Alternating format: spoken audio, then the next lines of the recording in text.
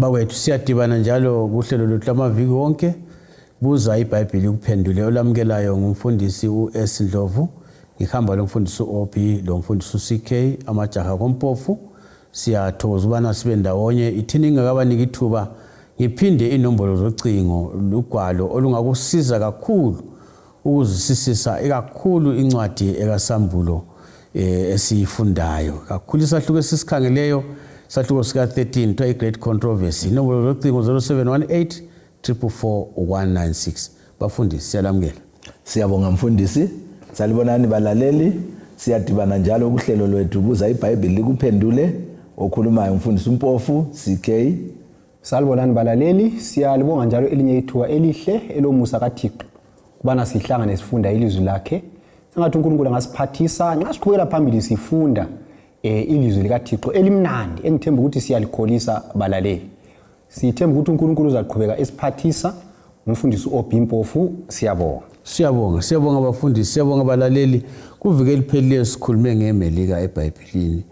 Njalo ndethemba lokuthi abalaleli nxa benanzelela kakuhle bayananzela into ezenzakalayo kulezi nsuku lalokho okwenzakala eMelika lamanye amazwe lokuthi iMelika vele embalini yomhlaba lekwezombangazwe imi kanjani.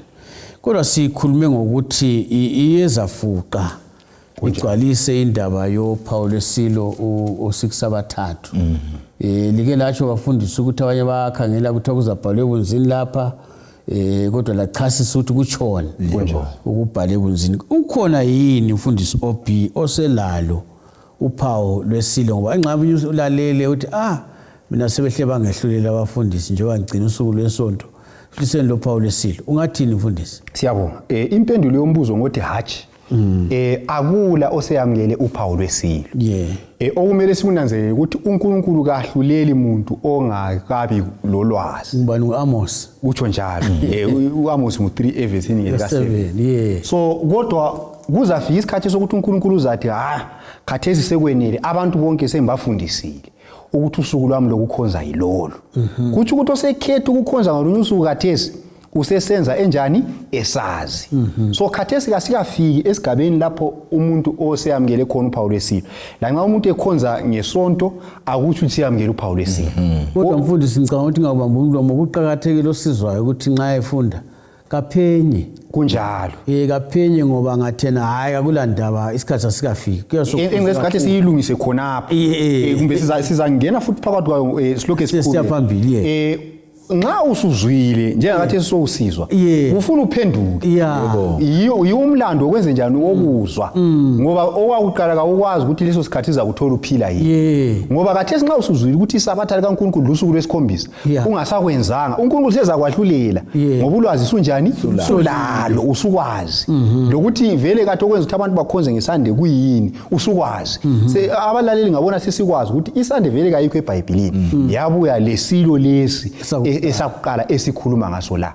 Kodwa esikugcizelayo lapha ukuthi nxa usizwa leli vangeli kathesi ithuba lokuphenduka lisesenjani lisesekhona ungathi mina njengoba ngikhonza ngesande kuthi vele sokuphelile ngami. Ithuba lokuthi uphenduke kunjani kusesekhona njalo kawulindeli leso sikhathi. Kodwa sizafika isikhathi uNkulunkulu azathi khathesi sengibiza ubizo lokugcina.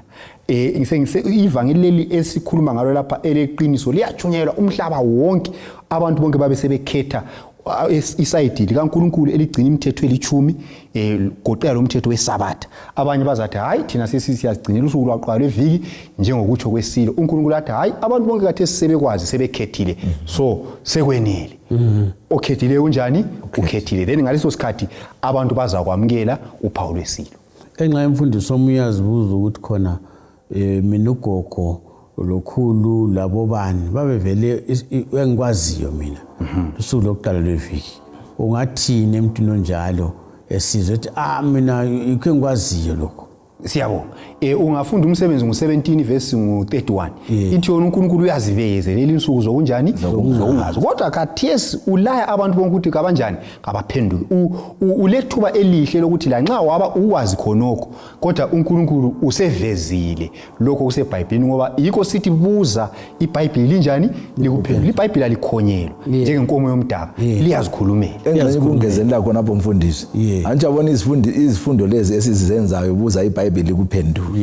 okhokho bona labo angabatsho abazizwanga ngendlela enazizwa ngayo kadesi lokhu kukhanya akutholayo bona babe ngakutholanga so ngeza kazilinganise labo bona bathola ukukhanya khona okukana okuncuncu bakulandela but yena usethole ukukhanya okukhulu so kumele enze njani akulandela ngenye indlela mfundisi sehlulelwa ngokukhanya esikutholile kunjalo mfundisi akusincedise ukuthi usambulo 13 lo Daniel 3 kungenelana ngaphi nxa ngaphunga ukuthi wafitshane nje abalaleli ukuwancedisa ukuthi uDaniel 3 kanje ukhuluma ngani usambulo esikhuluma ngaye. Ngiyabonga mfundisi wami. uDaniel chapter 3 sithola uNebukadnezar esenza isithombe segolide asimisayo emagcekeni asedura. Waseletha umlayezelo ukubana abantu bonke kababe bazekhothamela isithombe lesiyana la kanye abantu babuya kwaba lamajaha amathathu angasikhotamelanga ekucineni baphoselwe esithandweni somlilo ecabanga ukuthi kuyindlela ukuthi abantu bakhonze isithombe sakhe kodwa amajaha lawa ekucineni kabachanga ngokuthi Jesu wagcina esesenabo esithandweni somlilo ekucineni sebekhitshiweke uNebukadnezar uyafaka umthetho ukuthi uNkulunkulu walamajaha akungakho omunye okhulula njengoNkulunkulu wabo so kungakhulunywa kubi ngoNkulunkulu wabo uDaniel chapter 3 indlela mfundisi sibona uhulumende kaNebukadnezar emisa umthetho ocindezela ukukhonza u13 usambulo ke u13 usambulo nje bana ke sikhulumile lapha silesilo sakuqala lesilo sesibili so ke zonke lezi zilo zizama ukuthi zibamba abantu ukuthi bakhonze lokho okungekho elizweni likaNkulunkulu okuphambene lomthetho kaNkulunkulu so ke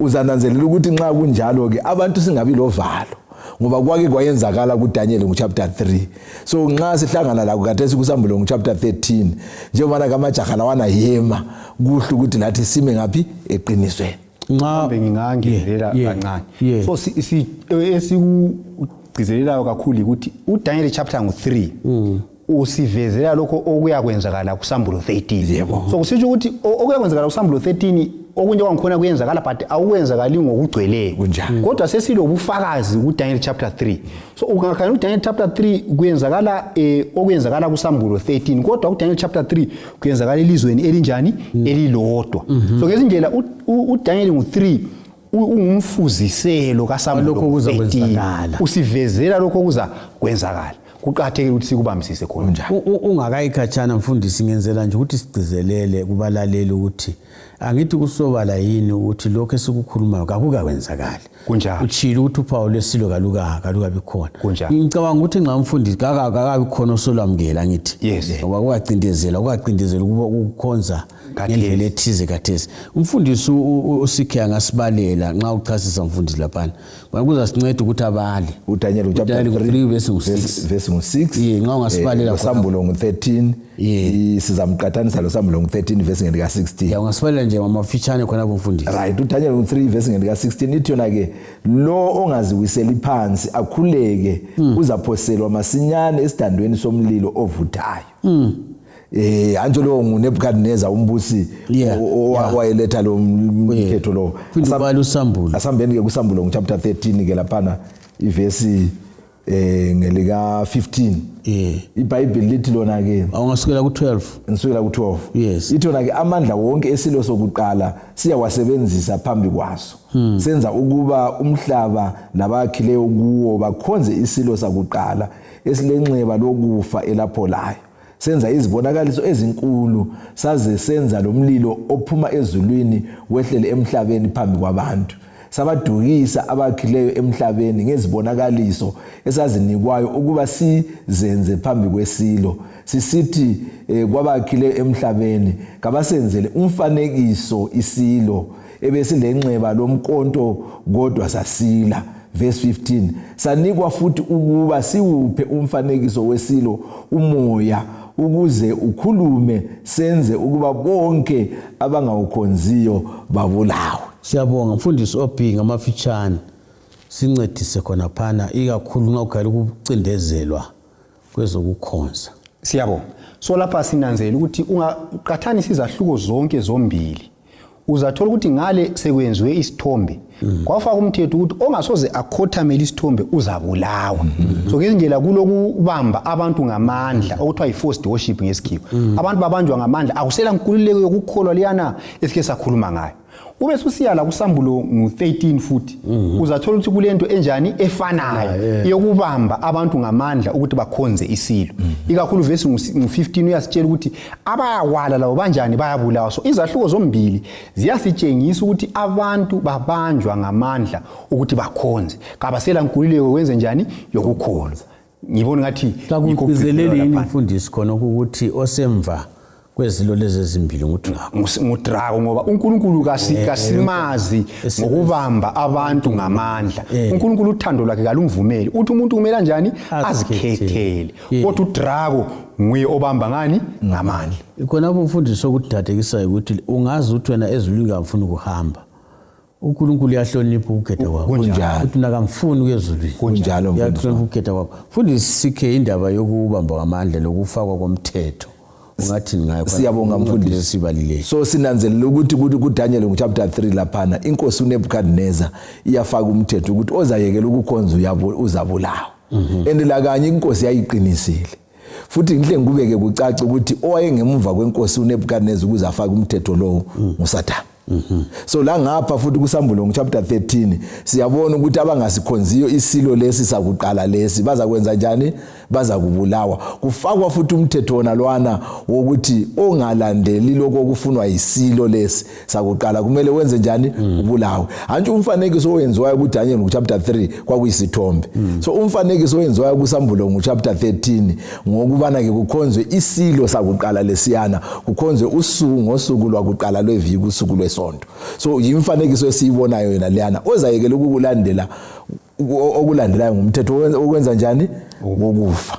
Ngicabanga ukuthi nxa abafundisi lingahlele kuhlanganise kuhle ukuthi uhulumende ungena njani uhulumende ucha umthetho kunjani. Ngeke ngacabanga ngesikhathi kuqala into le COVID kwawa lemthetho uhulumende bonke ukuthi kakwenziwe njani abantu bangagcwala edolobheni lapho ungasasithona ezindlini kunjani kwasekulomthetho nxa ungabonakala amapholisa ekubopha kunjani. Lombona ngazathi khona kumele siyenze kucaqe kubalaleli ukuthi okwenza into lisebenze ukuthi uhulumende kumele angene ngomthetho phakathi kunjalo mfundisi abezenkolo kasilawo amandla amapolisa lamasotsha lawo mandla akubo uhulumende. So yikubona nxabe ngalokhu kokubili sokuhlangene laba bezenkolo bangathi lokho laba sebebuya lamandla abo ukuthi ongakwenzanga sokumele abotshwe kumbe abulawe nakumthetho. Siyabonga mfundisi Sobi.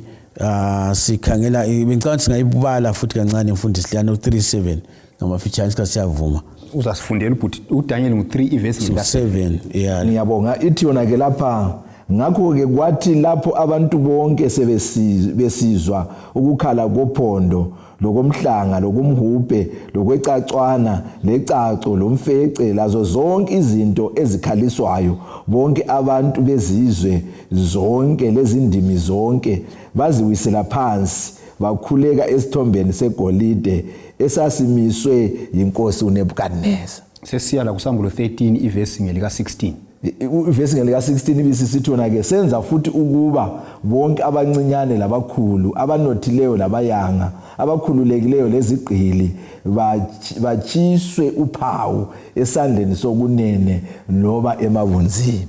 Siyabonga. So ngananzelela kule gama eliphindwa emavesini wonke ngale kuthiwe bonke abantu lalapha futhi ithi yona bonke abantu. So kusitshengisa lokhu sitshengisa ukuthi umhlaba ngobunengi bawo uza kwamukela lolu phawu. Yebo ungafunda emavesini ngale akuqala kusambulo 13 kuthi abazazi bathi asikaze sibone ngubani ngubani ongasinqoba. So abantu abanengi ngenxa yokuthi bazabona izimanga esike sakhuluma ngazivikela iphelileyo njalo ngenxa ukuthi bazabe befuna ukuphila bengahlupheki emhlabeni bagcina bevumile ukwamukela uphawu lolu lwesilo ngoba kuthiwa abangasoze balwamukele abasoze bathenge kumbe banjani bathengise. So abantu abanengi bazakwesaba khona ukuthi siyaphila njani singathengi siyaphila njani singathengisi. Nxa ungakufunda kuhle uzathola ukuthi okwenzakala emuva ngale ukuthi abantu bathutha emakhaya abo bayahlala enkangala kuyakwenzakala futhi la ngoba laba abangamukelanga uphawu kuyabe kungasavumi ukuthi bahlale emakhaya ngoba babe bezingelwa so ngokwesaba khona lokhu kuyahlala enkangala ngokwesaba ukuzingelwa abantu abaningi bayanjani bayakwamukela so ku Daniel 3 abaningi bayamukela la kuSambulo 13 futhi abaningi baza njani bazakwamukela uphawu lesilo umbuzo okhona ukuthi mina ngizabe ngime ngapi siyabonga mfundisi nika ithemba ukuthi bakhona abalayo kunjalo abathi ngeke siguqe siyabonga mfundisi sitshele ngalawa abathi ngeke siguqe mbona ikakhulu ukukhululwa kwabo nxa singayibala ngiyabonga 22 kusa ku 25 Daniel 3 sizafunda uDaniel ngo3 verse 22 kusiya ku25 ithi ngenxa yokuba umlayo wenkosi wawulukhuni lesithando somlilo sichisa kakhulu amalangabe omlilo abulala lawo madoda ayethwele oShadrach loMeshach loAbednego amadoda la amathathu oShadrach loMeshach loAbednego awele esithandweni somlilo ovuthayo ebotshiwe inkosi uNebukadneza wamangala wasuka ngokuphangisa wathi kubo abeluleki bakhe kasiphoselanga yini amadoda amathathu emlilweni ebotshwe na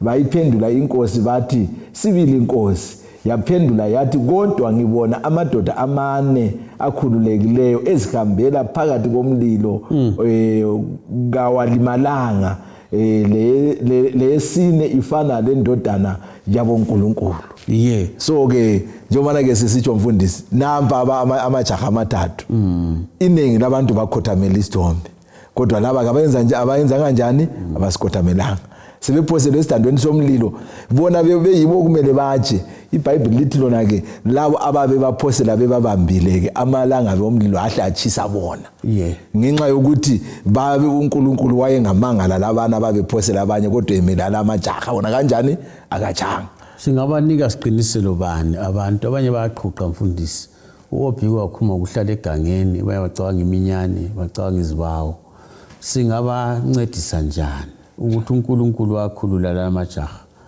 uNkulunkulu ofana naye ngiyabonga mfundisi wami uNkulunkulu yena lo owama lo Shadrach Meshach loAbednego bephoselwe esithandweni somlilo bemela ukukholwa kwabo nguye uNkulunkulu ofana naye esikhuluma ngaye namhlanje okumele simkhonze sithembeke kuye so singathembeka kuye la uNkulunkulu uzakumalathi so uzabakhulula abantu uzabakhulula bebalutshwana benjalo yikuthi uSambulo ngo13 verse ngeka 8 icho njalo ukuthi abakaNkulunkulu uzakwenza njani uzakuwakhulula siyabonga isikhathi sesihambile lapha mfundisi Obhi sincedise kakhulu ukuthi nxa sikhangela uphawu kuyini kanti vele lona uphawu lesilo nxa sikhangela indaba zokukhonza siyabonga lokho esigcizelela kubalaleli ikakhulu ngokunanzelela embalini ukuthi sekulemfundiso eziningi esezithethe abantu ngodumo abantu bathathwa ludumo bagijima bayalelale kwesinye isikhathi baxabana nemfundiso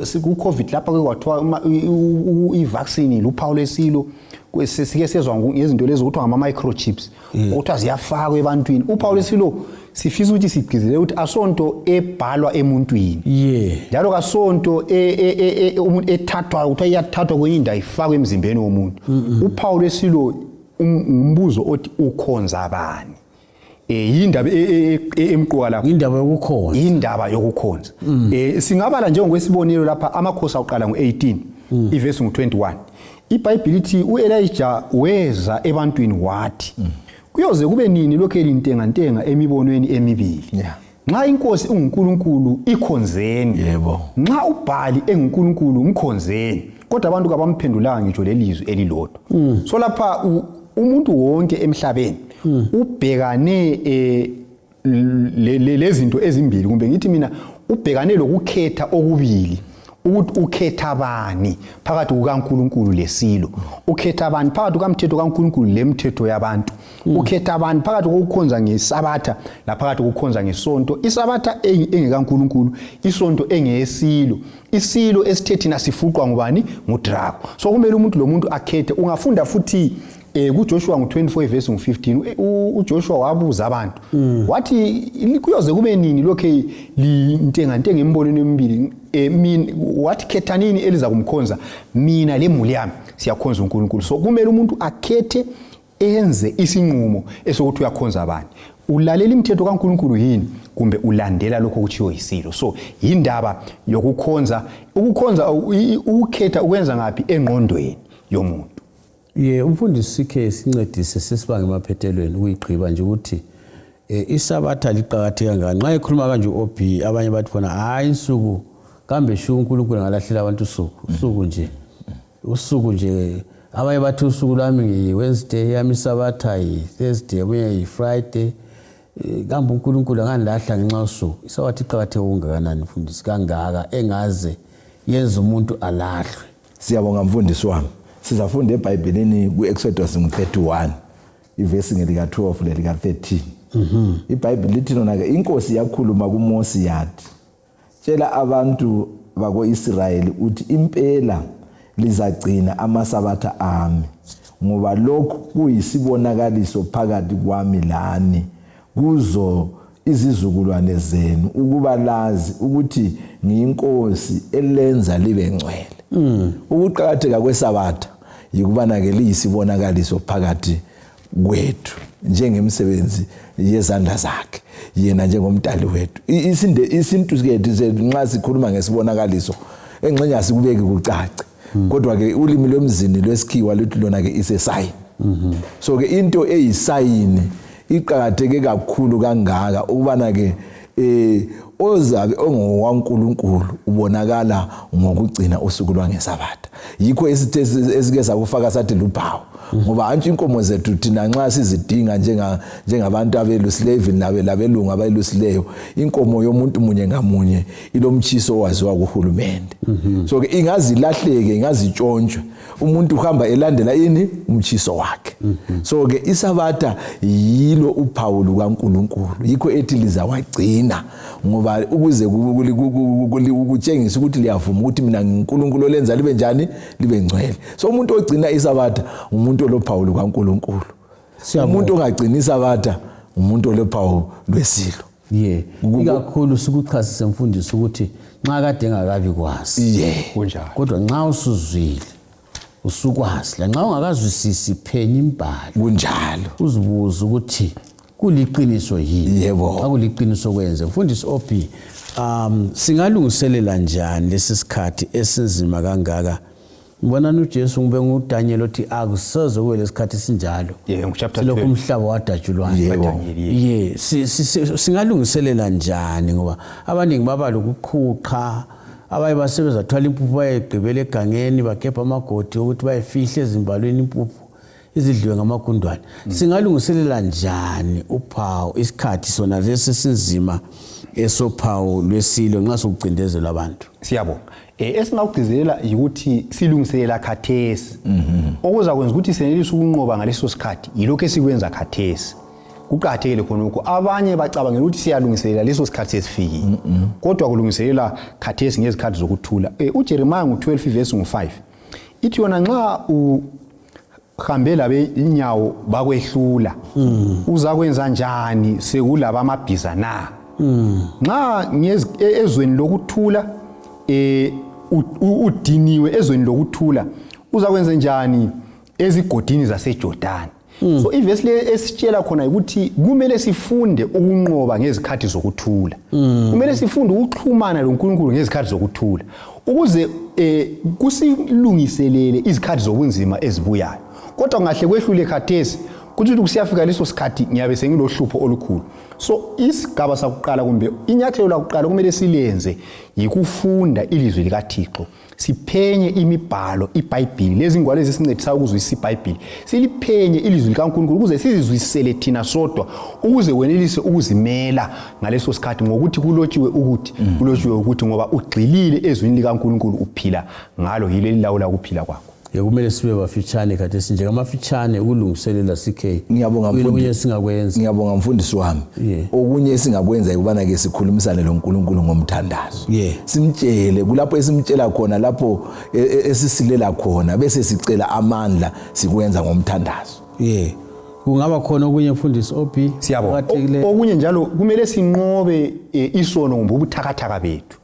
Philippians 4 verse 13 ithi ngiyenza konke ngoKristu ongiqinisayo.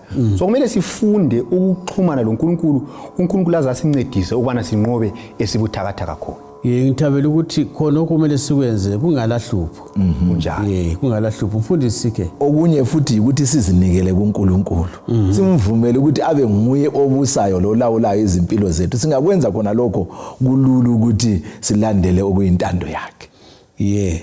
Obi siyabonga nxa silindele leso sikhathi njalo kasilindi sigoqe izandla kumele siphatheke emsebenzini wevangeli sifakazele uJesu kulezi hlobo zethu abangane bethu omakhelwane bethu abangabi kwazi leli vangeli so kumele sithathe inyathelo lokuyabafinyelela sigcwalisa uMateyu 28 verse 19 ukuhambisa uthumo lokwenza abafundi sibafinyelele ukuze bakwazi lezi zinto lokuthi enxa imfundisi lesikugcizelele kubalalela ukuthi asibethusi kunjalo akula muntu ozangena ezulwini ethukile kunjalo uthi nambakelele uphawu lesidlo kunjalo abantu abayezwini ngabathanda uJesu kakhulu so makhela kumele sifashile ngothando lukaJesu mfundisi sikhe nxa sibanga uyiqina ngiyabonga mfundisi okunye futhi okusincedisa ukuthi thina senze abafundi sibe ngabafundi abapheleleyo yikuba zinceku ezithembekileyo ukuba zinceku ikwazi ukuthi izinto lezi esilazo lapha emhlabeni ayisuze zethu ngezikaNkulunkulu lokho nokukuthembeka ukubisela okwethumi leminikelo kuyabe kuzasifundisa ukuthi lanxa kuzafika isikhathi esinzima lapho esiyathathelwa khona izinto sikhitshwe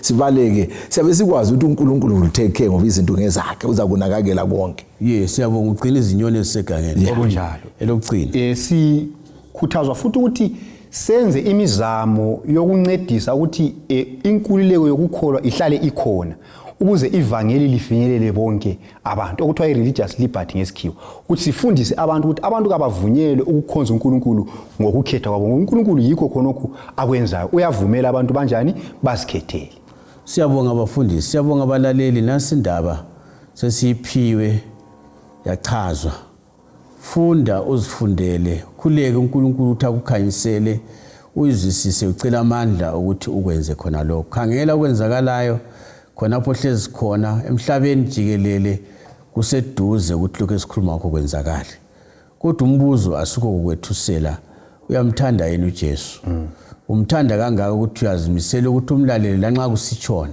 lanxa kusitsha impilo yakho yini umbuzo omkhulu uJesu awubuza uPetro kathathu ukuthi uyangithanda na umbuzo akubuza wona uJesu uyangithanda yini bana uzinikele ukuthi lanxa yini ebuyayo kusitsho ukufa kusitsho ukuphila kakube njalo ngenxa kaJesu kasidibaneni njalo kuviki elizayo ngesikhathi esifananayo endaweni efananayo inkosi sigcine size sihlangane njalo siyabonga